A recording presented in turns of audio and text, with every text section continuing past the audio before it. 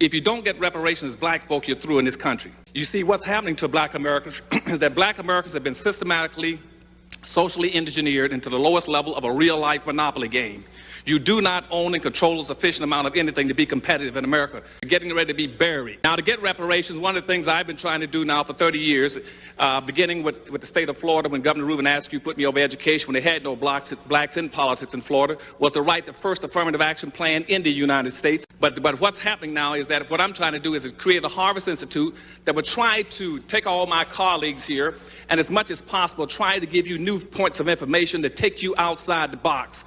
Part of the problem we got in trying to deal with reparations, a lot of the other racial issues in the country, is that we keep trying to think and find solutions inside the box. See, in 1860, for instance, black folk, as a direct result of slavery, had an ownership.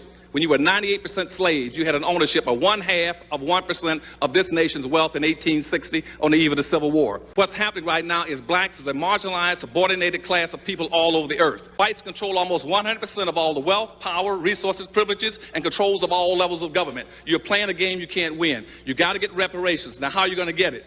Let me run through 3 or 4 things very quickly because I don't want to take up the time here. First thing you must do, I've heard it mentioned already, we gotta commit a national campaign all over this country to start publicizing the issue of reparations for black folk. Not as something nice, but as a necessity, period. That means every living soul, every organization, every institution in this country must begin to start promoting reparations for black folk all over this country. That's level 1, is a massive promotion of reparations for black folk. Second level 2,